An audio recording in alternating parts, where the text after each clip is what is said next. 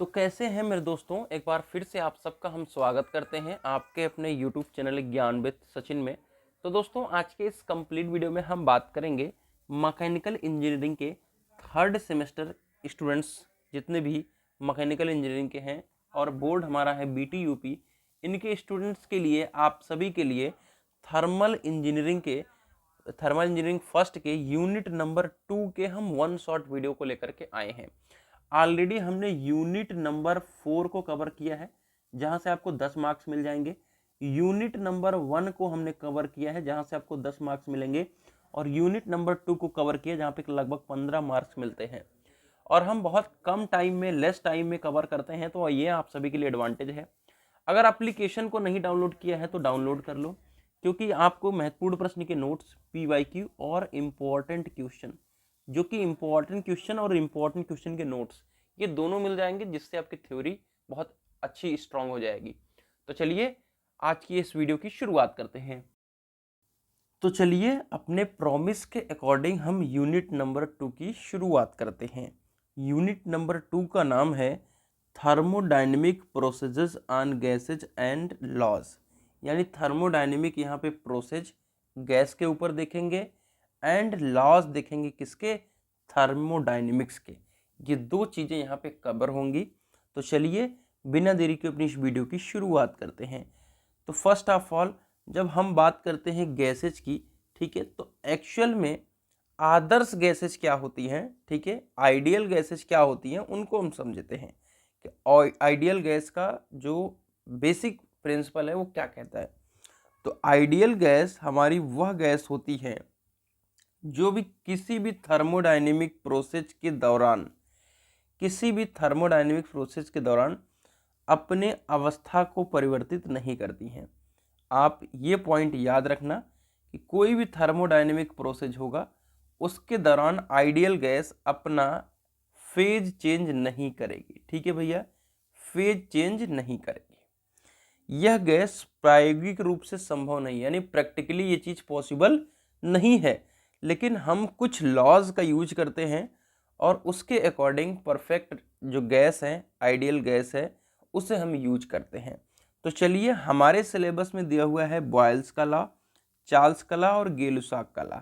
हम तीनों लॉ को समझेंगे, ठीक है।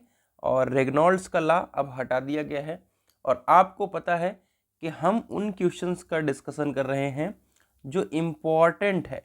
ऐसा नहीं कि हम सभी क्वेश्चंस का डिस्कशन करेंगे, तो इम्पॉर्टेंट चीज़ों को डिस्कस करेंगे और उन्हीं चीज़ को डिस्कस कर रहे हैं जो एग्ज़ाम के पॉइंट ऑफ व्यू से इम्पॉर्टेंट है, इम्पॉर्टेंट में भी एग्ज़ाम के पॉइंट ऑफ व्यू से इम्पॉर्टेंट है। तो चलिए पहले हम बॉयल्स का लॉ को समझते हैं। और बॉयल्स के लॉ को समझने से पहले हम आपको एक चीज़ बता देते हैं कि हम यूनिट नंबर 1, ठीक है, यूनिट नंबर 1 और यूनिट नंबर 4, ठीक है, दोनों बहुत ही सरल यूनिट है। यहाँ से आपको 10 नंबर मिलेंगे और यहाँ से भी आपको 10 नंबर मिलेंगे। एक घंटे के अंदर कराया है। मैं कभी भी टाइम टेकन वीडियोस नहीं बनाता हूँ, लंबा नहीं पढ़ाऊँगा, डेप्थ में नहीं पढ़ाऊँगा, उतना ही बताऊँगा जितना एग्ज़ाम के पॉइंट ऑफ व्यू से इम्पॉर्टेंट है। तो इन दोनों को आप देख लीजिएगा, देखोगे कैसे प्लेलिस्ट बनी हुई है ऐप पर भी और आपके यूट्यूब चैनल पर भी, तो आप प्लेलिस्ट के माध्यम से देख सकते हो। तो आप ज़रूर देख लीजिएगा, इस समय के लिए आप सभी को मैं बता दे रहा हूँ। बाकी इम्पॉर्टेंट क्वेश्चन आप सभी को मिल जाएंगे ऐप के ऊपर, ठीक है। हमारा एप्लीकेशन है ज्ञान with Sachin app. Important question में आपको चैप्टर वाइज टॉप 10, टॉप 15 और आपके टॉप 5, तो इन सब क्वेश्चंस को ज़रूर देख लीजिएगा, आप सभी को बहुत ज़्यादा हेल्प होगी। इवन आप अपने सीनियर से भी पूछ सकते हो। चलिए अब बिना किसी दुविधाओं के इस सेशन की शुरुआत करते हैं जानदार तरीके से। तो हमारा जो बॉयल्स का लॉ है वो कहता क्या है, ध्यान से समझिएगा। इस नियम के अनुसार किसी गैस के निश्चित द्रव्यमान, यानी मास, मान लीजिए 1 kg ले लिया, ठीक है भैया, एक कांस्टेंट मास, एक फिक्स मास ले लिया, और टेम्परेचर कैसा है, टेम्परेचर आपका कांस्टेंट है। यहाँ पे C का मतलब क्या है, कांस्टेंट। टेम्परेचर नहीं बढ़ रहा है, नहीं घट रहा है, टेम्परेचर क्या है, कांस्टेंट है। तो उस समय क्या होगा, जो आपका गैस है उसका जो वॉल्यूम है वो गैस के प्रेशर के व्युत्क्रमानुपाती होगी, यानी V directly proportional to 1/P, या आप सभी कह सकते हो V इन्वर्सनली प्रोपोर्शनल टू P। ठीक है भैया, तो अब ये हो गया, तो इधर चला जाएगा ये, और ये हो जाएगा PB बराबर कांस्टेंट। ठीक है, अब इसको डिफाइन हम आगे और करें, तो जैसे PB बराबर कांस्टेंट है तो किसी एक पर्टिकुलर प्रोसेस के लिए है, इसी तरीके से 2 प्रोसेस हो सकता है, 3 प्रोसेस हो सकता है, तो क्या लिख सकते हैं, P1 B1 बराबर P2 B2 बराबर P3 B3। ठीक है, क्योंकि ये क्या है, कांस्टेंट, तो इस क्रम में इसे लिख सकते हैं P1 अपान P2 बराबर B1 अपान V2। ठीक है, इस तरीके से इसको लिख सकते हैं। ठीक है भाई, चलो, यह ऐसे भी लिख सकते हैं P1 अपान P3, और आप इधर से पकड़ लो तो B2 अपान B3। ठीक है, तो कांस्टेंट है इसलिए आप इसको ऐसे एज इट इज लिख सकते हो। ठीक है भाई, क्लियर हो गया क्या। बॉयल्स का लॉ, बॉयल्स का लॉ क्या कह रहा है कि कोई एक फिक्स्ड मास लिया हमने, टेम्परेचर को कांस्टेंट रखा, तो उसका जो गैस का वॉल्यूम है वो दाब के क्या है, इन्वर्सनली प्रोपोर्शनल है, और या आप सकते हो कि डायरेक्टली 1/P के प्रोपोर्शनल है, और PV बराबर कांस्टेंट है। तो ये आप बॉयल्स के लॉ को जान सकते हो। तो चलिए फटाफट से हम चार्ल्स के लॉ को समझ लेते हैं। चार्ल्स का लॉ कुछ भी नया नहीं है। चार्ल्स के लॉ में क्या होता है कि प्रेशर कांस्टेंट है। ठीक है भैया, प्रेशर क्या है मेरे प्यारे साथियों, कांस्टेंट है। तो किसी भी कांस्टेंट प्रेशर पर जो गैस का जो तापमान एवं आयतन है वो एक दूसरे के समानुपाती है। कब है, कांस्टेंट प्रेशर पर वॉल्यूम किसके समानुपाती है, टेम्परेचर के। ठीक है, तो volume directly proportional to temperature, तो क्या आ जाएगा, V/T का हो जाएगा, कांस्टेंट हो जाएगा। अब इस तरीके से जब कांस्टेंट हो गया तो आप V1/T1 किसी दूसरे प्रोसेस के लिए B2/T2 या किसी तीसरे प्रोसेस के लिए B3/T3 लिख सकते हैं। क्लियर है बात भाई। ठीक है भाई, तो ये आपका क्या हो गया मेरे प्यारे साथियों, चार्ल्स का लॉ। अब आइए हम गेलुसाक का लॉ हमारे सिलेबस में है, बिल्कुल गेलुसाक का लॉ हमारे सिलेबस में है, तो गेलुसाक के लॉ को हम समझते हैं। ठीक है, गेलुसाक का लॉ हमारा क्या कहता है कि इस नियम के अनुसार किसी निश्चित आयतन पर, ठीक है, निश्चित आयतन पर वॉल्यूम क्या हो गया, कांस्टेंट हो गया इस बार, किसी आदर्श गैस का दाब उसके टेम्परेचर के क्या है, समानुपाती है। अर्थात P/T इक्वल टू कॉन्स्टेंट, यानी P1/T1 बराबर P2/T2 हम लिख सकते हैं। ये हो गया गेलुसाक का लॉ। क्रिस्टल क्लियर है, कुछ नहीं है भाई, याद करना बस पड़ता है, समझना पड़ता है, और कोई नई कहानी इसके अंदर नहीं है। अब हम आगे बढ़ते हैं। अगला हमारा टॉपिक है यूनिवर्सल गैस कांस्टेंट। ठीक है भाई, universal gas constant. Universal gas constant शुरू करने से पहले हम आपको एक इम्पॉर्टेंट बात बता दें कि थर्मल इंजीनियरिंग में न्यूमेरिकल भी पूछा जाएगा। ठीक है, जो सिलेबस में न्यूमेरिकल है वो आएगा, छोटे छोटे न्यूमेरिकल आएंगे। मैंने न्यूमेरिकल का 1 शॉट कराया है, यूट्यूब पर ही कराया है। ठीक है, एप्लीकेशन पे तो डाला ही है, यूट्यूब पर भी डाला है 1 शॉट, और 1.5 घंटे के अंदर हमने सभी न्यूमेरिकल को करा दिया है जो BTUP के सिलेबस के अंदर डिफाइन है। ऐसा नहीं है कि मैं अपर लेवल के न्यूमेरिकल कराया हूँ, छोटा, बहुत छोटे छोटे जो BTUP के सिलेबस के अकॉर्डिंग है उन सब के न्यूमेरिकल का 1 शॉट करा दिया हूँ। मुझे आशा है कि कम से कम 5 से 8 नंबर उस वीडियो से आपको मिल जाएगा, 1 घंटे की इस वीडियो से। ठीक है, तो प्लेलिस्ट जैसा कि मैंने बताया कि प्लेलिस्ट थर्मल इंजीनियरिंग की देखिए, उसके अंदर जो जो चीज़ें हैं उनको आप देख लेते हैं, चाहे इंपॉर्टेंट क्वेश्चन हो चाहे सारी चीज़ें, आपका काम बन जाएगा। तो यूनिवर्सल गैस कांस्टेंट का ऐसा कोई डेरिवेशन नहीं पूछा गया है। ठीक है, जो कि आपको इसको समझने की आवश्यकता है। बस आपको यूनिवर्सल गैस कांस्टेंट की वैल्यू याद रहनी चाहिए। ठीक है मेरे प्यारे साथियों, तो यूनिवर्सल गैस कांस्टेंट की यहाँ पे जो वैल्यू है उसे आप याद कर लीजिएगा, 8.314 किलो जूल पर आपका किलोग्राम मोल केल्विन। ठीक है, ये आप इसे याद कर लीजिएगा। और इसके साथ साथ जब आप सभी का 8314 रहेगा तो जूल पर केजी मोल केल्विन यूज करोगे। ठीक है, यूनिवर्सल गैस कांस्टेंट क्या है कि वो आइडियल बिहेवियर में जो ऑल गैसेज हैं, ठीक है, यहाँ पे लिख भी देता हूँ, ऑल गैसेज यानी सभी गैसेज के लिए, चाहे वो ऑक्सीजन हो चाहे हीलियम हो, किसी भी के लिए, सबके बिहेवियर के लिए जो आर की वैल्यू है वो हमेशा क्या रहेगी, कांस्टेंट रहेगी।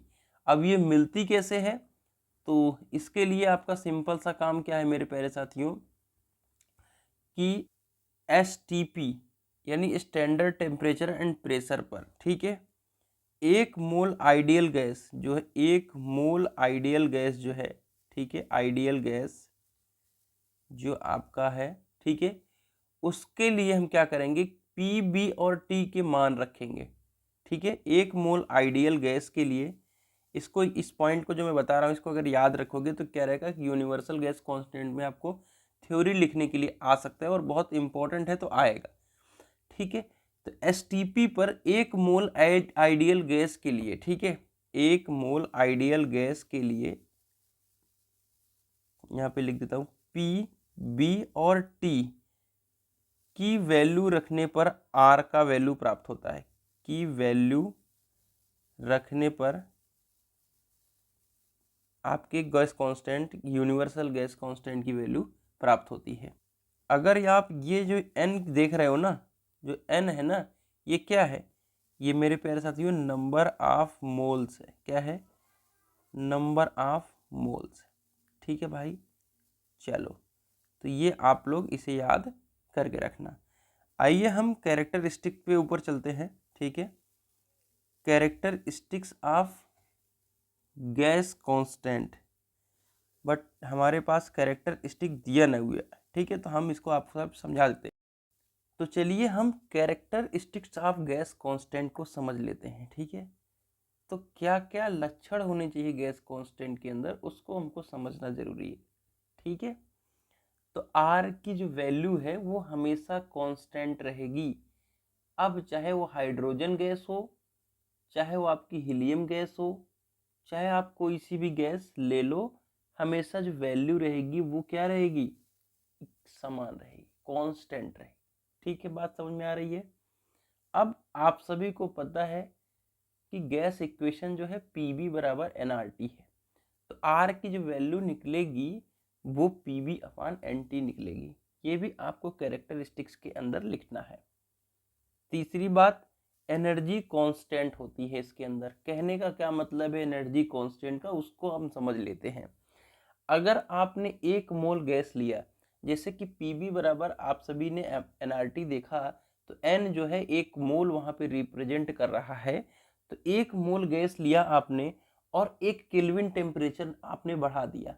एक मोल गैस लिया और एक केल्विन टेम्परेचर को क्या कर दिया, राइज कर दिया, तो वहां पर एनर्जी भी राइज हो जाएगी। ये चीज हमारा कौन बता रहा है, यूनिवर्सल गैस कांस्टेंट। आगे बढ़ते हैं।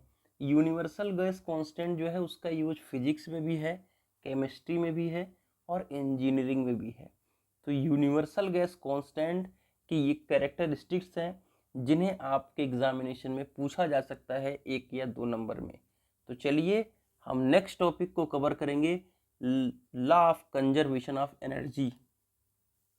तो law of conservation of energy क्या कहता है, सिंपल सी बात है, बचपन से हम लोग पढ़ते आ रहे हैं कि ऊर्जा को हम ना उत्पन्न कर सकते हैं और ना ही नष्ट कर सकते हैं। तो कर क्या सकते हैं, एक रूप से दूसरे रूप में ट्रांसफर कर सकते हैं। ठीक है, और जो आइसोलेटेड सिस्टम होती है उसकी कुल ऊर्जा सदैव स्थिर रहती है। आइसोलेटेड सिस्टम को मैंने ऊपर भी बताया था, जहाँ पे एनर्जी का ट्रांसफर नहीं पॉसिबल है। ठीक है भैया, तो law of conservation of energy आपको समझ में आ गया। चलते हैं नेक्स्ट टॉपिक के ऊपर। तो अगला हमारा टॉपिक है ऊष्मागतिकी का प्रथम नियम। भाई ये क्वेश्चन फिक्स क्वेश्चन होते हैं, मतलब अब थर्मोडायनेमिक्स आप पढ़ रहे हो, थर्मल पढ़ रहे हो, और उस थर्मोडायनेमिक्स की डिफिनेशन ना आए, फर्स्ट लॉ ऑफ थर्मोडायनेमिक्स ना आए, जीरोथ लॉ ऑफ थर्मोडायनेमिक्स ना आए, तो ये इम्पॉसिबल है। ठीक है, तो फर्स्ट लॉ ऑफ थर्मोडायनेमिक्स क्या कहता है, उसकी पहली की पॉइंट है कि ये इंटरनल एनर्जी के सिद्धांत पे काम करता है। पहला की पॉइंट याद रखना। ठीक है, और इस नियम का प्रतिपादन जब किया गया था तो किया गया था, उससे कोई ज़्यादा खास मतलब नहीं है। सबसे ज़्यादा इम्पोर्टेंट है कि इंटरनल एनर्जी के सिद्धांत पे काम करता है। अब हम समझते हैं, ठीक है, अब समझते हैं हम कि first law of thermodynamics actual में कह क्या रहा है। ठीक है, तो देखिए फर्स्ट लॉ ऑफ थर्मोडायनेमिक्स में अगर आप सभी एक छोटा सा एग्जाम्पल लेंगे, किस चीज़ का एग्जाम्पल लेंगे, फेज चेंज का। फेज चेंज का मतलब ये है कि हो सकता है कि वाटर से आपका वेपर बन रहा हो, या वेपर से आपका वाटर बन रहा हो, या सॉलिड से आप सभी का क्या हो रहा है, वाटर बन रहा हो। ठीक है, तो ये आपके दिमाग में एग्जाम्पल के तौर पर ले रहे हैं, यानी कोई काम हो रहा है, कोई एक परिवर्तन हो रहा है, कोई एक प्रोसेस हो रहा है। ठीक है, तो सिस्टम के पूर्ण चक्रीय परिवर्तन, यानी एक साइकिल कंप्लीट हो गई, कोई भी प्रोसेस का एक साइकिल कंप्लीट हो गया, यानी आप दौड़ करके गए एक माथे तक और फिर उस माथे से आप वापस आ गए, समझ गए। अर्थात सॉलिड से क्या हो गया, लिक्विड बना, और लिक्विड से अगर सब कुछ करो सॉलिड बन गया। ठीक है, तो उस दौरान सिस्टम द्वारा, कोई सिस्टम है यहाँ पे, ठीक है, काम कर रहा है, उस सिस्टम द्वारा क्या किया गया, सराउंडिंग को, ठीक है, सिस्टम द्वारा सराउंडिंग को दिया गया जो वर्क आउटपुट है, ठीक है, उसका जो बीजगणितीय योग है, ठीक है, उसका जो बीजगणितीय योग है, जहां जहां आपने कार्य किया उसका हमने क्या किया, बीजगणितीय योग निकाला। और फिर सिस्टम द्वारा सिस्टम सराउंडिंग से ली गई ऊष्मा, ठीक है, मतलब कहने का मतलब ये है, फिर से यहाँ पे डिलीट करते हैं सब कुछ। सिस्टम क्या कर रहा है मेरे प्यारे साथियों, सराउंडिंग को क्या दे रहा है, वर्क दे रहा है। और जो सराउंडिंग है वो सिस्टम से, ठीक है, जो सराउंडिंग है वो सिस्टम को क्या दे रहा है मेरे प्यारे साथियों, ऊष्मा दे रहा है। ठीक है, उसके बीजगणितीय योग जो है वो समानुपाती है। ठीक है, यहाँ पे साइक्लिक इंटीग्रल लगाएंगे और डी क्यू बराबर साइक्लिक इंटीग्रल डी डब्ल्यू है। ठीक है, फिर से समझ लेते हैं एक बार जो कि आप सभी को याद रहेगा। ठीक है, तो फर्स्ट लॉ ऑफ थर्मोडायनेमिक्स क्या कहता है कि सिस्टम के कोई भी पूरी साइकिल के दौरान, ठीक है, पूरी साइकिल कंप्लीट होने के दौरान जो हमारा सिस्टम है, ठीक है, कोई सिस्टम है, उसने क्या किया कि परिवेश को क्या किया, परिवेश का मतलब सराउंडिंग, ठीक है, सराउंडिंग को क्या दिया, वर्क आउटपुट दिया। ठीक है, छोटे छोटे टुकड़े में वर्क आउटपुट दिया, तो उसका हमने क्या किया, बीजगणितीय योग निकाल लिया, साइक्लिक इंटीग्रल डी डब्ल्यू।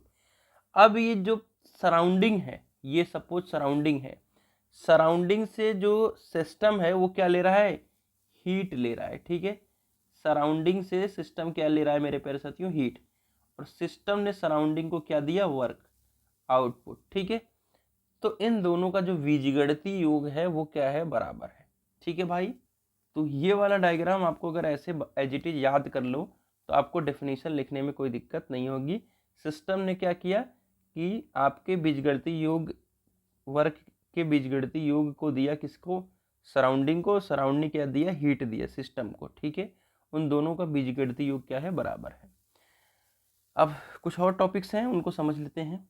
अर्थात जब मैकेनिकल की बात आती है, जब थर्मल इंजीनियरिंग हम मैकेनिकल डिपार्टमेंट के अंदर पढ़ रहे हैं, तो हम ऊष्मा दे रहे हैं तो किसके लिए, वर्क आउटपुट के लिए। तो वर्क आउटपुट किस टाइप का मिलेगा, मैकेनिकल वर्क आउटपुट, तो वो एक दूसरे की क्या है, समानुपाती है। ठीक है, तो अगर आपने यहाँ पे वर्क आउटपुट दिया है, ठीक है, हीट दिया है, तो आपको वर्क आउटपुट मिल रहा है। अगर मैकेनिकल डिपार्टमेंट की बात करें तो इस संदर्भ में यहाँ पे बताया जा रहा है। ठीक है, और जो ऊष्मागतिकी का प्रथम नियम है वो ऊर्जा संरक्षण का फॉलो करता है, यानी ऊर्जा संरक्षण का नियम भी कहते हैं। तो दो की पॉइंट आपको याद रखने हैं, इंटरनल एनर्जी, ये आपको फॉर्मूला याद रखना है। ठीक है, यहाँ पे ऐसे लगा देता हूँ। ठीक है, और ये इंटरनल एनर्जी याद रखनी है, और ऊर्जा संरक्षण। ठीक है, तो ऊर्जा को न उत्पन्न किया जा सकता है न नष्ट किया जा सकता है, बल्कि एक रूप से दूसरे रूप में क्या कर सकते हैं, ट्रांसफर कर सकते हैं। ठीक है, अब आता है स्टेडी फ्लो प्रोसेस। ठीक है,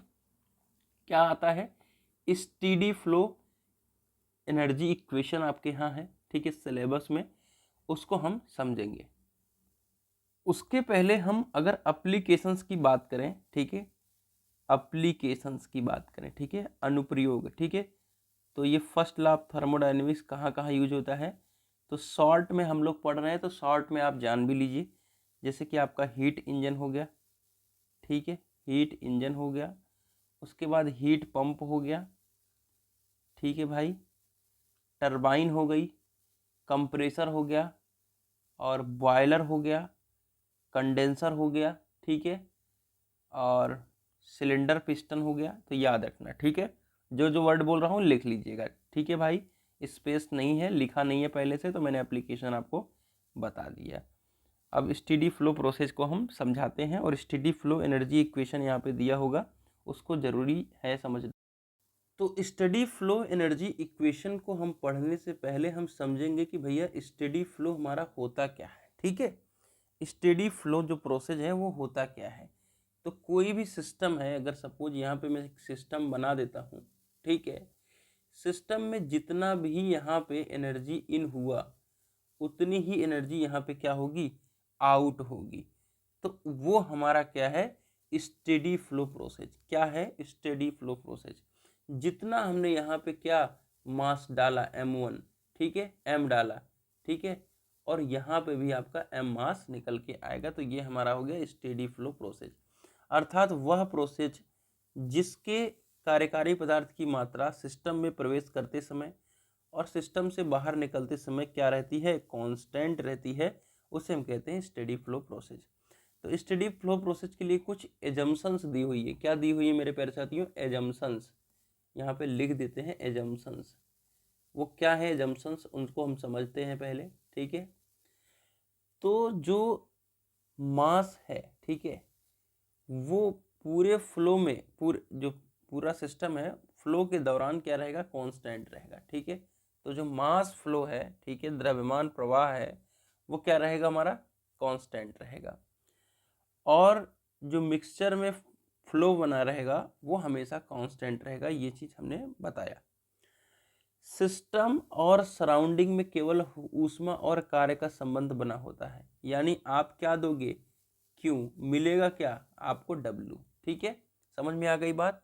तो सिस्टम और सराउंडिंग के बीच में क्या रहेगा, ऊष्मा और कार्य का संबंध रहेगा, ठीक है। अगर हम द्रव की अवस्था, द्रव भेज रहे हैं, तो द्रव की अवस्था में सभी बिंदुओं पर द्रव की जो अवस्था है वो सभी बिंदुओं पर क्या होगी, कांस्टेंट होगी। किसके रिस्पेक्ट में, समय के रिस्पेक्ट में, ठीक है भाई। अब हम जब एनालिसिस करेंगे तो सबसे ज़्यादा जो इम्पोर्टेंट है वो यही है। एनालिसिस के दौरान स्थितिज ऊर्जा, गतिज ऊर्जा तथा प्रवाह ऊर्जा को माना जाएगा, ठीक है। आइए हम सिस्टम को समझते हैं क्या है स्टेडी फ्लो एनर्जी इक्वेशन। आपको यहाँ पर दिख रहा होगा एक डायग्राम, ठीक है। डायग्राम को ज़्यादा हम ध्यान नहीं लगाएंगे। डायग्राम बस एक ही चीज़ रिप्रेजेंट कर रहा है कि ये दो आपके सिस्टम है जहाँ से एक जगह पे मास फ्लो हो रहा है, ठीक है, मास फ्लो हो रहा है। दूसरी जगह पे मास क्या हो रहा है, आउट हो रहा है, मास आउट हो रहा है। यहाँ पे Z1 हाइट पर हो रहा है, क्योंकि दोनों का डिफरेंस दिखाना है, इसलिए एक को ऊंचे रख रहे हैं, एक को नीचे रख रहे हैं, बस, और कुछ भी अंतर नहीं है।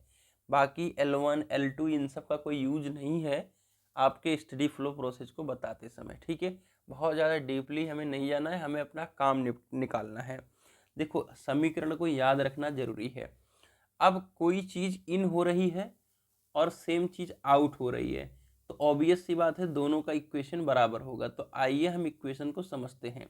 जैसा कि मैंने स्टार्टिंग में बताया कि एनर्जी जो है उसे हम ना तो ख़त्म कर सकते हैं, ठीक है, उसे हम क्या कर सकते हैं, उसे हम सिर्फ एक फॉर्म से दूसरे फॉर्म में क्या कर सकते हैं, ट्रांसफ़र कर सकते हैं।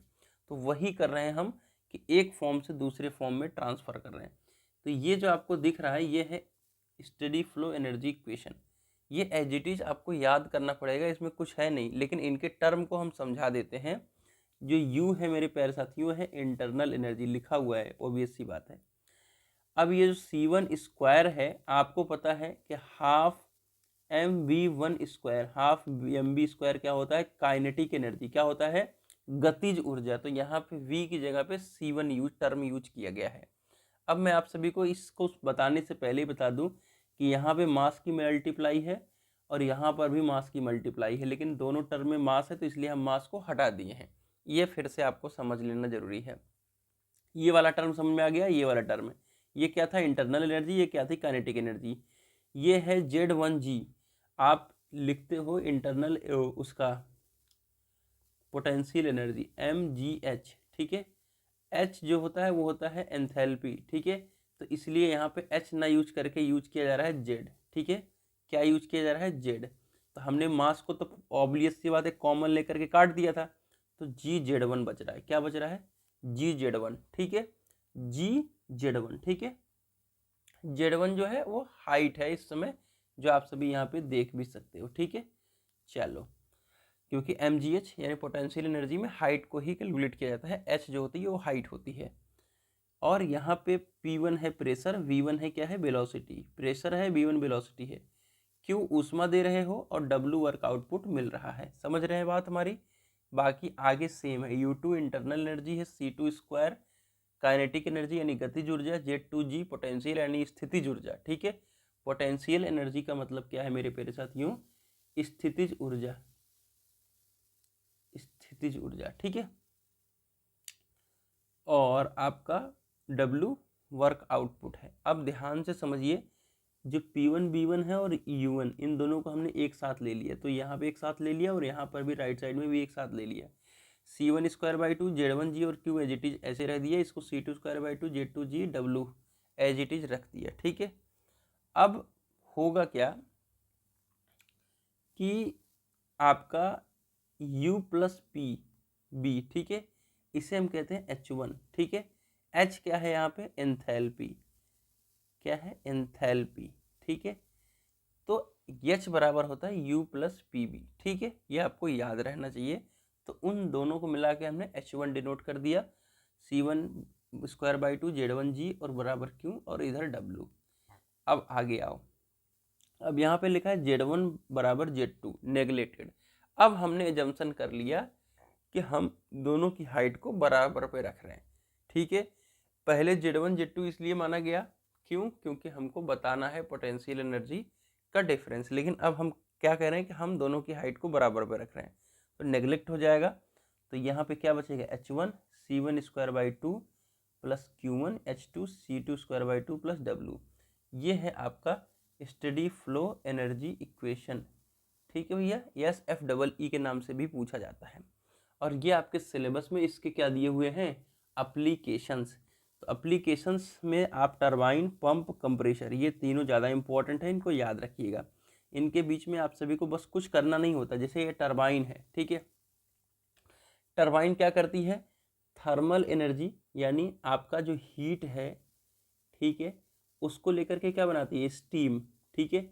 और स्टीम बना करके क्या करती है? ठीक है, हीट क्या होता है? स्टीम बनाएगा, उसको टरबाइन पे मूव कराया जाएगा, ठीक है। और उससे क्या बनेगा? मैकेनिकल एनर्जी, और फिर उससे इलेक्ट्रिकल एनर्जी मिलती है, ठीक है। ये टरबाइन का पूरा जो बीच का वर्क है वो बताया मैंने। तो ये ओवरऑल थर्मल एनर्जी लेकर के मैकेनिकल एनर्जी के रूप में कन्वर्ट कर रही है, ठीक है। जब SFEE का इक्वेशन लिखेंगे, ये आपको याद रहना चाहिए एज इट इज, ठीक है। SFEE का जब इक्वेशन हम लिखेंगे, अब यहाँ पे नेगलेक्ट नहीं कर रहे हैं, ठीक है। जो मेन इक्वेशन आती थी यही आनी थी, लेकिन जब हमने Z1 Z2 को नेगलेक्ट किया तो ये आया। लेकिन जब आप इंजीनियरिंग एप्लीकेशन यूज करेंगे तो Z1 Z2 को एज इट इज रखेंगे, ठीक है। ये नहीं है कि आप हटा दो। अब क्या है कि जो टरबाइन है, ठीक है, इसके अंदर no change in potential energy होगा, यानी आपका Z1 बराबर Z2 हो जाएगा, ठीक है, ये निगलेक्ट हो जाएगा। और नो काइनेटिक एनर्जी होगा, ठीक है, यानी C1 बराबर C2 हो जाएगा, ठीक है। तो उस केस में क्या होगा? ये वाला टर्म हट जाएगा, ये वाला टर्म और ये वाला टर्म हट जाएगा। तो H1 प्लस Q और H2 प्लस W बचेगा। अब ये भी कहा गया कि अगर टरबाइन क्या है? इंसुलेटेड है, चारों तरफ से हम इंसुलेशन कर रखे हैं, तो क्या हो जाएगा मेरे प्यारे साथियों? टरबाइन का Q 0 हो जाएगा, तो W बराबर H1 माइनस H2 निकल के आएगा। ये आपका पहला एप्लीकेशन यहाँ पे कंप्लीट हो गया। तो चलिए आगे बढ़ेंगे हम लोग, ठीक है। हमारा आ गया कंप्रेशर, ठीक है। कुछ नहीं है भाई, बस आपको जो चीज़ याद करना है वही याद करना है। अगर आप सभी SFEE इक्वेशन याद नहीं किए हैं तो याद कर लो, ठीक है। ये आपका कंप्रेशर है। अब कंप्रेशर जब सेम हाइट पे होगा, ठीक है, सेम हाइट पे होगा, तो Z1 बराबर Z2 हो जाएगा। चेंज ऑफ वेलोसिटी, ठीक है, और चेंज इन पोटेंशियल एनर्जी, ठीक है। चेंज ऑफ वेलोसिटी मतलब क्या होगा मेरे प्यारे साथियों? कि half M V one square होता है। एम तो हमने कॉमन ले रखा था, लेकिन ये वी वन जो है मेरे प्यारे साथियों, आप सभी को पता है कि सी वन के फॉर्म में यहाँ पे लिखा गया है। ठीक है, तो चेंज ऑफ वेलोसिटी जो होगा वो नेग्लिजिबल यहाँ पे माना जाएगा, अर्थात ये वाला टर्म भी जीरो हो जाएगा। ठीक है, यानी कट जाएगा और ये वाला भी टर्म हट जाएगा। अब आ जाइए, तो यहाँ पर आपका क्या बचेगा, H one plus minus Q बराबर एच टू माइनस डब्ल्यू। अब आप सभी ये कह रहे होंगे कि भैया नेगेटिव चिन्ह यहाँ पे कैसे आ गए कंप्रेशर में। तो उसका जो मैकेनिज्म है यही है कि कंप्रेशर क्या करता है कि आपका एयर को यहाँ पे कंप्रेस कर रहा है। ठीक है, कंप्रेसर का काम क्या है, एयर को कंप्रेस कर रहा है, तो ये उल्टा मैकेनिज्म में काम करता है। ठीक है, कंप्रेशर जो है वो उल्टे मैकेनिज्म में काम करता है, इसलिए यहाँ पे मैथमेटिकली इसे हम नेगेटिव कह सकते हैं वर्क, मतलब कहने का मतलब ये है कि वर्क आउटपुट ले लेता है। ठीक है, वर्क आउटपुट लेकर के देता है। समझ रहे हो मेरी बात को? अगर ऐसे भी नहीं समझ में आया तो आपको और एक टेक्निक बताता हूँ समझाने का, कि आपने दो चीज सुना होगा। ठीक है, वर्क बाय द सिस्टम, ठीक है, और ऑन द सिस्टम। ठीक है, ऑन द सिस्टम। तो वर्क ऑन द सिस्टम क्या होता है, पॉजिटिव लिया जाता है, work by the system negative लिया जाता है। ठीक है, तो यहाँ पे जो हो रहा है ये वर्क बाय द सिस्टम हो रहा है। क्यों? क्योंकि यहाँ पे आप सभी को पता है कि एयर को हम कंप्रेस कर रहे हैं। ठीक है, तो ये सिस्टम के द्वारा यहाँ पे काम किया जा रहा है, इसलिए आपका नेगेटिव साइन लिया जाएगा। जब अंदर के मैकेनिज्म को समझोगे तो ज़्यादा क्लैरिटी होगी, बट यहाँ पे बस इतना ही जानना है कि वर्क बाय द सिस्टम हो रहा है और आपको नेगेटिव के रूप में लेना है। अब फिर से वही है, कंप्रेशर को हम इंसुलेटर रखा तो Q बराबर 0 रख दिया। ठीक है, और इस केस में जो आपका निकल के आया H2 माइनस H1 निकल के आया। बस क्यों? क्योंकि यहाँ पे वर्क बाय द सिस्टम हुआ तो एक चीज़ यहाँ पे नेगेटिव हो गई, वहाँ पे H1 माइनस H2 निकल के आया था। थ्रॉटलिंग प्रोसेस देख लो, इसमें कुछ नहीं, इसमें भी आपको ध्यान में यही रखना है कि इंथैल्पी रिमेन्स कांस्टेंट इसमें होता है थ्रॉटलिंग प्रोसेस में, और वर्क डन 0 होता है। ठीक है, यानी यहाँ पे H को हटाना है और वर्क डन को। ठीक है, तो मतलब इंथैल्पी रिमेन्स कांस्टेंट यानी H1 बराबर यहाँ पे H2 हो जाएगा, सिंपल सा मतलब है। ठीक है, H1 बराबर H2 हो जाएगा। C1 बराबर C2 का रखेंगे जंक्शन, वर्क डन 0 रखेंगे, नो हीट ट्रांसफर, अर्थात इसको हटाएंगे, इसको हटाएंगे, और ये आपका यहाँ पे ये हट जाएगा, ये हट जाएगा। ठीक है, ये बचेगा H1 बराबर H2। ठीक है, तो बस यही आपको इसमें याद रखना था और कुछ भी नहीं करना है। अब हम समझते हैं सेकेंड लॉ ऑफ थर्मोडायनेमिक्स। बहुत ज़्यादा इम्पोर्टेंट है, बहुत ज़्यादा इम्पोर्टेंट का मतलब ये फिक्स क्वेश्चन है कि बिना एग्जाम में आए रह नहीं पाएगा। ठीक है, बिना एग्जाम में आए सब क्वेश्चन रह नहीं, न SFEE के बिना कुछ होगा न इसके बिना, तो इसको समझना आप लोगों के लिए बेहद इम्पोर्टेंट है। ठीक है, अब ये सेकेंड लॉ ऑफ थर्मोडायनेमिक्स आया तो क्यों आया?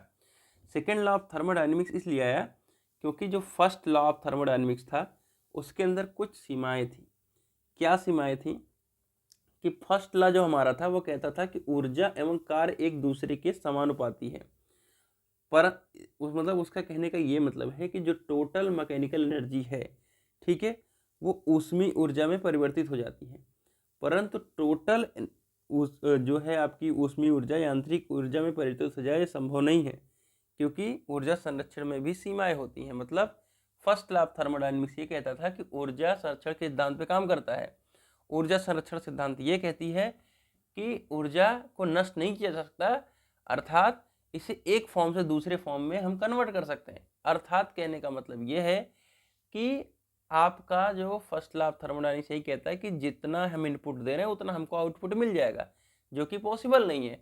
तो वो चीज़ पॉसिबल नहीं है, तो उसके लिए ही आपका सेकेंड लॉ ऑफ थर्मोडायनेमिक्स आया है। तो सेकेंड लॉ ऑफ थर्मोडायनेमिक्स को बताने से पहले और भी लिमिटेशंस आप सभी की आती हैं, ये मेजर लिमिटेशंस हैं।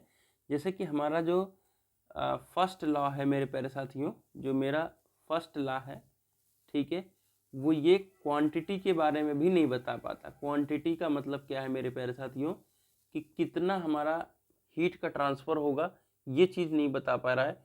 और अगर 100% ये आपका क्यों जो है वर्क में नहीं कन्वर्ट हो पा रहा है, तो वाई ये नहीं बता पा रहा है कि क्यों नहीं कन्वर्ट हो पा रहा है, इसके पीछे का क्या लॉजिक है, कहाँ पे दिक्कत हो रही है, वो चीज़ नहीं बता पा रहा है। और भी कई सारी चीज़ें जो है नहीं कर पाता फर्स्ट लॉ ऑफ थर्मोडायनेमिक्स, जिसके लिए हमारा आया है second law of thermodynamics. Second law of thermodynamics में आपको पता है कि 2 लॉ हैं, ठीक है। दोनों लॉ आपका मिलके सेकेंड लॉ ऑफ थर्मोडायनेमिक्स बनाते हैं, ठीक है। तो सेकेंड लॉ ऑफ थर्मोडायनेमिक्स को हम पहले तो परिभाषित करेंगे, फिर हम दोनों लॉ को समझेंगे। तो सेकेंड लॉ ऑफ थर्मोडायनेमिक्स क्या कहता है कि जो ऊष्मा है, ठीक है, यानी हीट है, ठीक है, कभी ठंडी वस्तु से गर्म वस्तु की ओर स्वतः प्रभावित नहीं होती। कहने का मतलब ये है कि जो हीट है, ठीक है, वो ठंडी वस्तु से गर्म वस्तु की ओर नहीं जा सकती। गर्म से तो ठंडी की तरफ जाती है, लेकिन ठंडी से गर्म की तरफ नहीं जाती। समझ रहे हो मेरी बात? गर्म से ठंड तो हो जाता है, जैसे ठंडा पानी है उसमें अंदर गर्म पानी डाल दोगे तो वो पानी तो गर्म हो जा रहा है, ठीक है, लेकिन कहो ठंडे से गर्म की तरफ जाए तो ठंडे से गर्म की तरफ नहीं जा पा रहा है, ठीक है। तो ये चीज़ आपका बताता है सेकेंड लॉ ऑफ थर्मोडायनेमिक्स। इसमें हमारा 2 स्टेटमेंट है, एक केल्विन प्लांक की स्टेटमेंट है और एक है क्लासियस स्टेटमेंट। हम समझते हैं इनके क्या क्या हैं स्टेटमेंट्स। केल्विन चचा कहते हैं कि एक ऐसा इंजन बना पाना संभव नहीं है, ठीक है, जो साइक्लिक प्रोसेस पर चलते हुए प्राप्त की गई समस्त ऊष्मीय ऊर्जा को कार्य में परिवर्तित कर सके। मतलब कहने का ये मतलब है कि 100% क्यू को हम 100% डब्लू में नहीं कन्वर्ट कर सकते। बस सिंपल सा फंडा है किसका? केल्विन चचा का। केल्विन चचा कह रहे हैं कि ऐसा इंजन बना पाना पॉसिबल नहीं है कि अगर हम उस पर जो भी प्रोसेस काम करता है, कर रहा है, और उसको करते हुए हम 100% जो हीट दे रहे हैं या ऊर्जा दे रहे हैं उसको हम वर्क डन में कन्वर्ट कर सके, ये चीज़ पॉसिबल नहीं है, इन्होंने क्लियर कह दिया। समझ रहे हो? लेकिन हमारे कॉर्नट चचा आएंगे भी आगे, उन्होंने एक ऐसा इंजन बना दिया, हाइपोथेटिकल इंजन, मतलब दिमाग में सिर्फ सोच सकते हो। उन्होंने एक ऐसा इंजन बना दिया कि आप क्या कर सकते हो, 100% इफिशियंसी निकाल सकते हो, यानी 100% उसमें दिया और 100% आपका क्या हो जाएगा, क्या नाम है, वर्क हो जाएगा।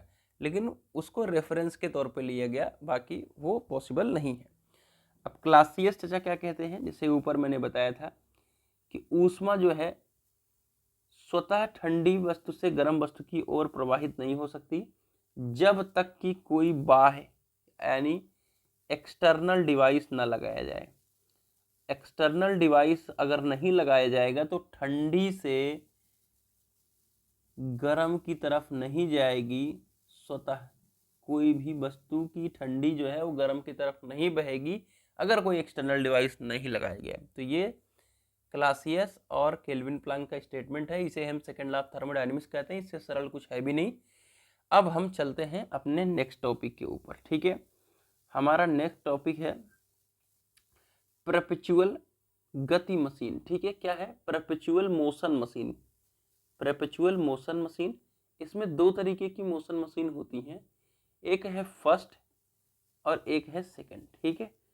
तो फटाफट से हम फर्स्ट को समझते हैं और सेकंड को समझते हैं, ठीक है भाई। इन लोगों को समझना, यानी पीपीएम जो है हमारा, ठीक है, परपेचुअल पीएमएम, पीएमएम है, पीपीएम नहीं है, पीएमएम, ठीक है। ऐसे लिख के आएगा तो कंफ्यूज मत होइएगा, पीएमएम, ठीक है, पीएमएम। इनको इतना सरल है समझना कि जिसका कोई लिमिटेशन नहीं है।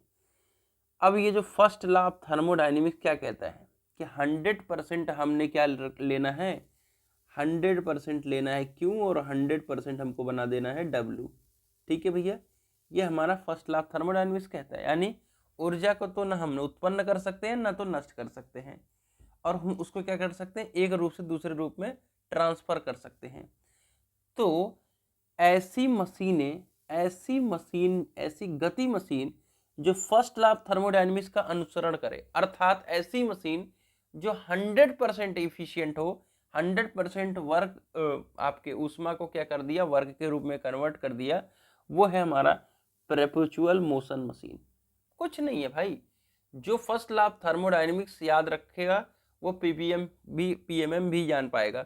अर्थात ऐसी मशीनें जो फर्स्ट लॉ ऑफ थर्मोडायनेमिक्स का क्या करें, अनुसरण करें। फर्स्ट लॉ ऑफ थर्मोडायनेमिक्स क्या कहता है कि जितना वर्क आउटपुट दिया जा रहा है एक प्रोसेस के दौरान, उतना ही आपको एनर्जी हीट की आवश्यकता होगी, यानी जितनी हीट दिया जाएगा उतना वर्क आउटपुट मिलेगा, और इसी का अनुसरण करेगी आपकी पीएमएम फर्स्ट, यानी perpetual motion machine first.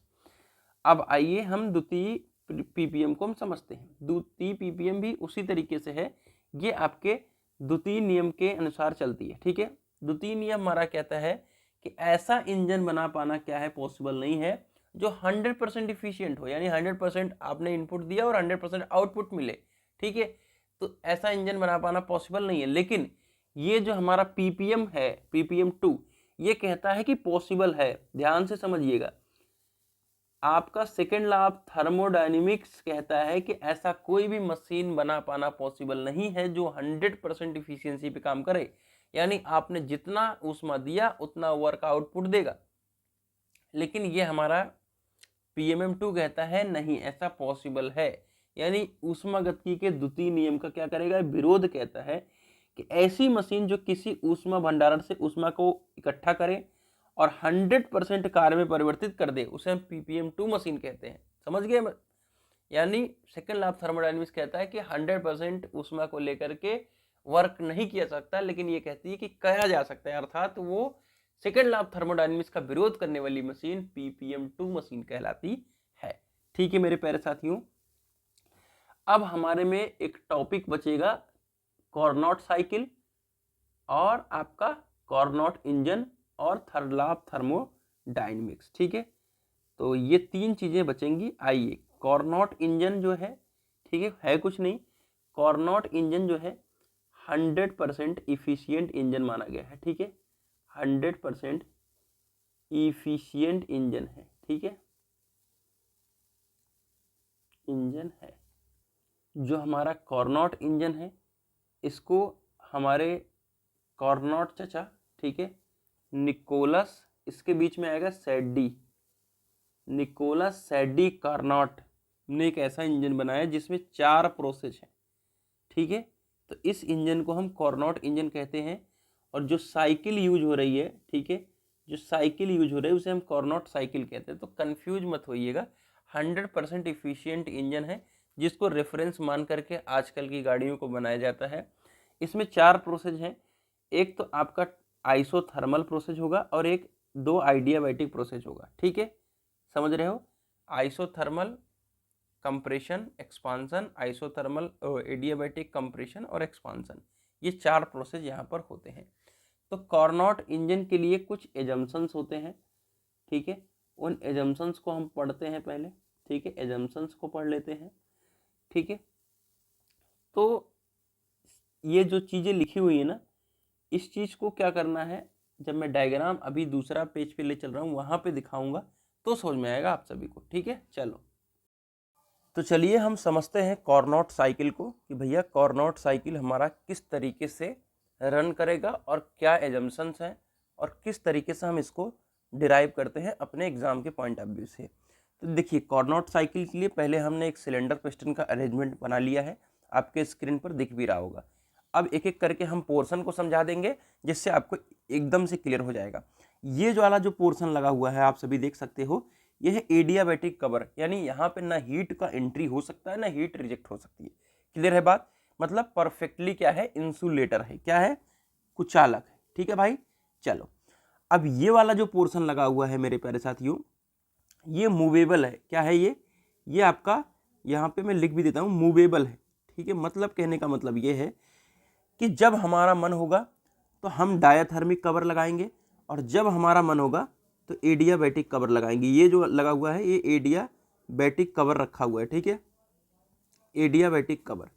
Diathermic क्या होता है कि ये हीट को प्रॉपरली आने देता है। क्रिस्टल क्लियर है भाई? ऊपर सोर्स है, नीचे सिंक है।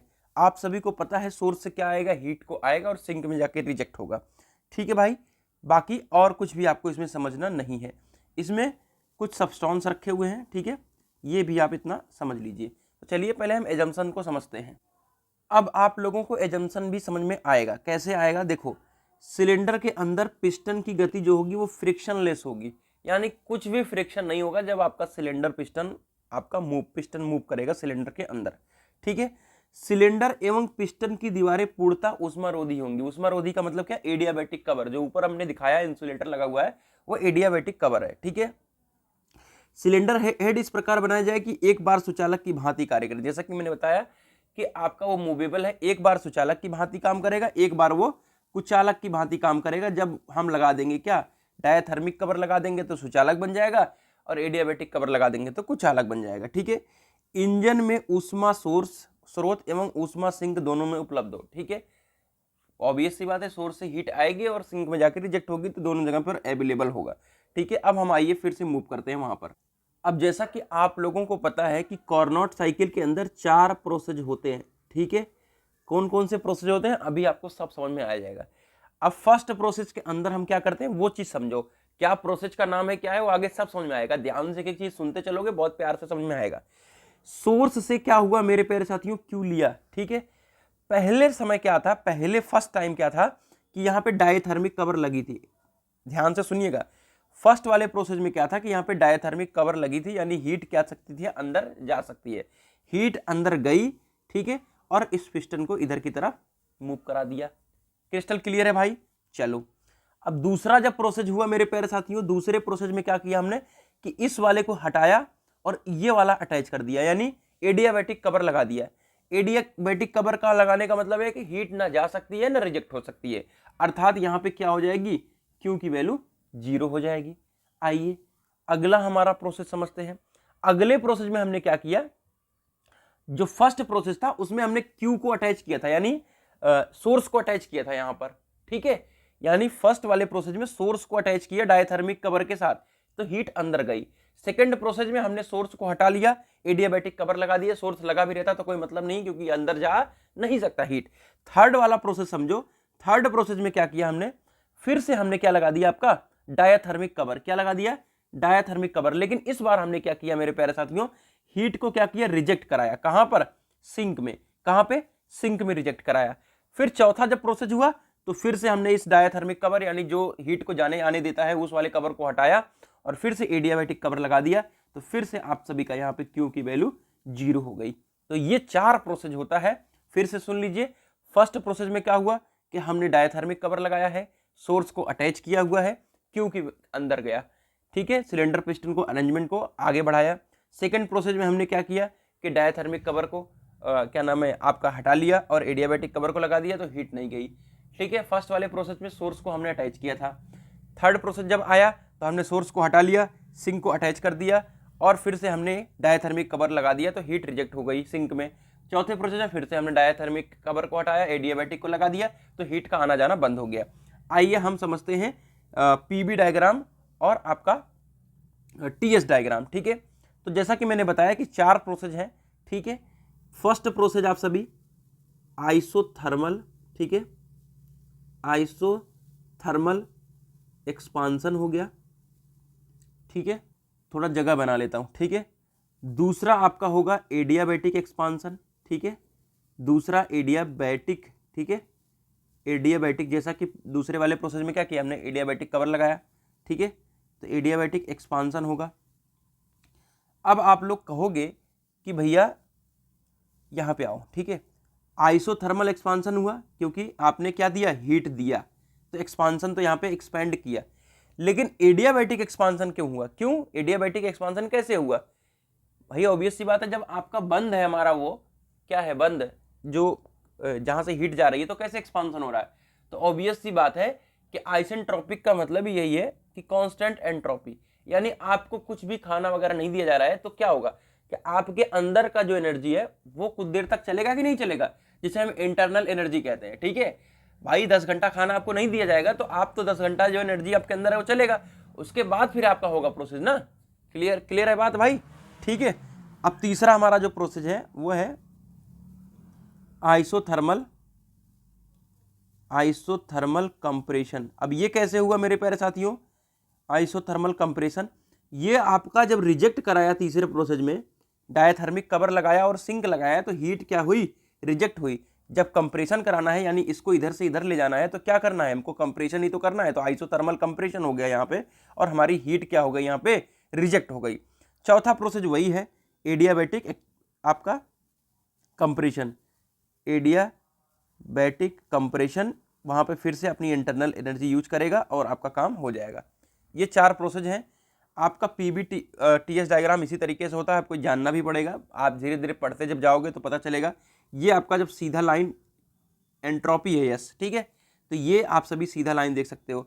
फर्स्ट प्रोसेस हमने क्या बताया, आइसोथर्मल एक्सपांसन, तो 1 to 2 आइसोथर्मल एक्सपांसन का मतलब है कि कांस्टेंट टेम्परेचर पे एक्सपांसन हुआ है, ठीक है, तो टेम्परेचर तो यहाँ पे कांस्टेंट है लेकिन एक्सपांसन हुआ का मतलब लाइन बढ़ गई आगे। दूसरा प्रोसेस हमारा हुआ कि एडियाबैटिक एक्सपांसन, तो यहाँ पर आपका एक्सपांसन हुआ, लेकिन किस पर हुआ, और आपने 2 से 3 वाले में ये भी देखा होगा कि यहाँ पे टेम्परेचर का ड्रॉप हो रहा है। तो मैंने आपको बताया कि हीट तो इसको दिया नहीं गया है ना लिया गया है, लेकिन जो इंटरनल एनर्जी वो खर्च हुई, तो इंटरनल एनर्जी खर्च हुई तो वहाँ पे टेम्परेचर कम हो गया, ठीक है, ऑटोमेटिक ऑब्वियस सी बात है कि जब आप जितना भी आपके अंदर चार्ज था आपने यूज किया और फिर इंटरनल एनर्जी आपकी कम हो जाएगी, ठीक है।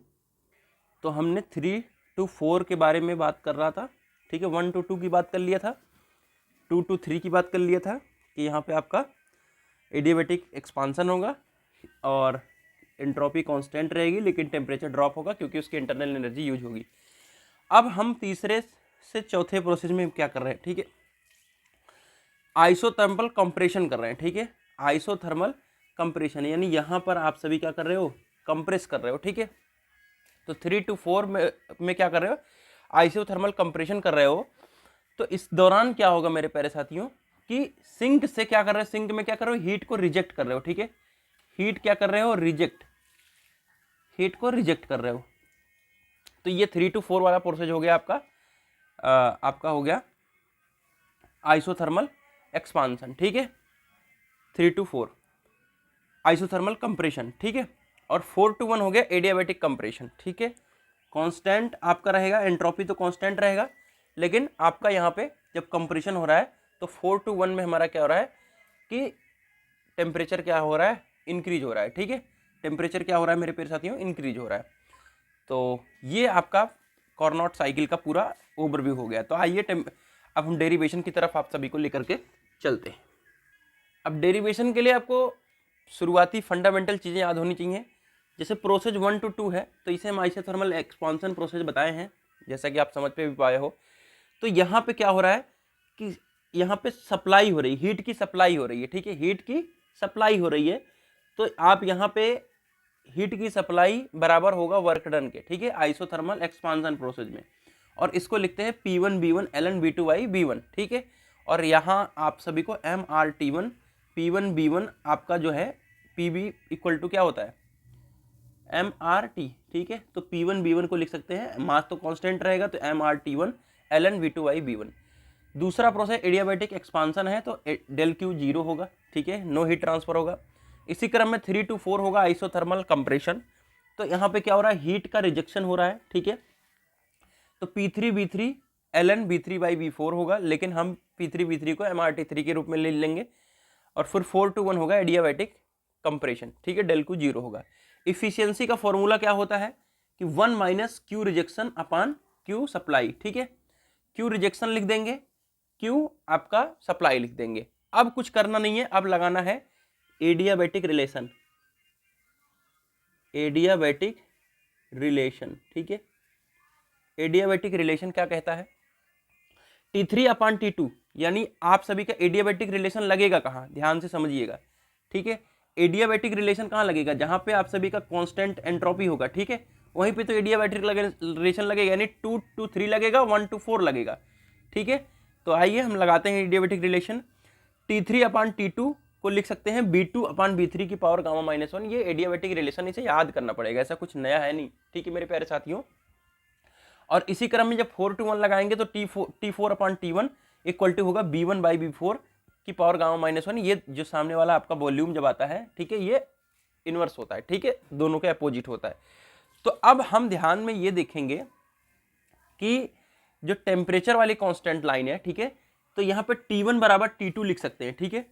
तो T1 बराबर हम क्या लिख सकते हैं मेरे प्यारे साथियों, T1 बराबर T2 लिख सकते हैं, और इसी क्रम में अगर आप सभी देखोगे तो T4 बराबर क्या लिख सकते हैं, T3 लिख सकते हैं। ठीक है, तो T4 बराबर T3 का मतलब यहाँ पे ये वाला ये लिख सकते हैं। अर्थात जब T3 की जगह पे T4 लिख देंगे, T3 की जगह T4, इस वाले की जगह पे हमने T4 लिख दिया और T2 की जगह T1 लिख दिया, तो ये वाला दोनों रिलेशन क्या हो जाएगा, ये वाला रिलेशन क्या हो जाएगा कि B2/B3 और B1/B4 बराबर हो जाएंगे। ठीक है, तो दोनों को हमने बराबर लिख लिया और B2/B1, ठीक है, इस वाले B2 को इसके नीचे ला दिया और B3/B4 को नीचे ला दिया। ठीक है, B3/B4 ला दिया। अब यही ऊपर टू गामा टू पावर -1 है, उससे कोई अपने को मतलब नहीं, अपने को तो रिलेशन फाइंड करना है। तो बस कुछ नहीं करना है, आइए मैंने नोट कर रखा है यहाँ पर MrT3। अब यहाँ पे जो T3 हमने लिया है, ठीक है, जो T3 लिया है, जब हम फाइनल सॉल्व करेंगे तो वहाँ पे हम T3 की जगह पे T2 लिख लेंगे। देखो T3 हम इसलिए लिए हैं क्योंकि यहाँ पे जो प्रोसेस हम माने हैं वो 2 to 3 क्या प्रोसेस हो रहा है। ठीक है, तो इसलिए आपको कन्फ्यूजन ना हो कि आपका जो भी क्या नाम है प्रोसेस हो रहा है, ठीक है, पहले वाला जो प्रोसेस है, ठीक है, उसमें क्या है कि P1 B1 MrT1 है, लेकिन तीसरा जब प्रोसेस कंप्रेशन हो रहा है तो हमने तीसरा प्रोसेस माना है, तो वहाँ पे T3 टेम्परेचर कम लिया है। ठीक है, तो बाद में उसे हम T2 के अंदर में कन्वर्ट कर लेंगे। ठीक है, तो बस हम दोनों वैल्यू को पुट कर दिया, यहाँ पे आ जाएगा MrT3 ln B3/B1 और यहाँ पे आ जाएगा MrT1 और ln आपका आ जाएगा B2। B3/B4 को हम एज इट इज लिखना है तो B3/B4 लिख लेंगे। क्यों? क्योंकि यहाँ पे जो B2/B1 है इसकी जगह पे हम B3/B4 को यहाँ पे फाइंड किए हुए हैं। तो कुछ नहीं, M से 1 M कट गया, R से R कट गया और यहाँ पे ln से ln ये कट गया, तो क्या निकल के आया फाइनली, यहाँ पे आप देख भी सकते हो। ठीक है, ये आ जाएगा,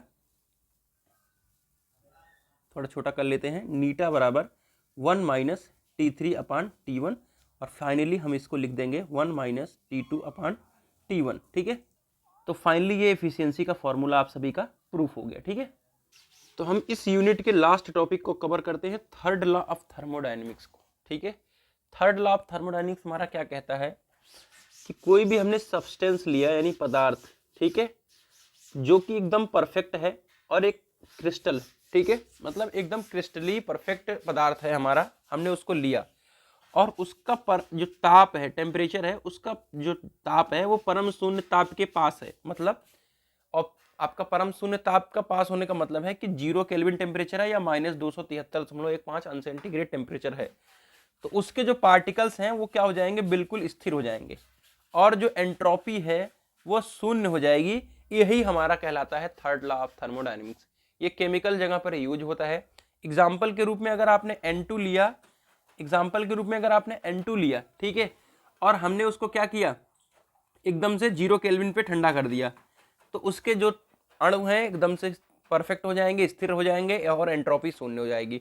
तो यही थर्ड लॉ ऑफ थर्मोडायनेमिक्स कहलाता है और मुझे लगता है कि मैंने आपको पूरी यूनिट नंबर 2 इजीली कवर करा दी है। तो हम फिर से नेक्स्ट यूनिट कवर करेंगे और पहला यूनिट का वीडियो देख लीजिएगा, चौथे यूनिट का देख लीजिएगा, 2 यूनिट और बच रही है उसको भी हम कवर कर देंगे। ठीक है।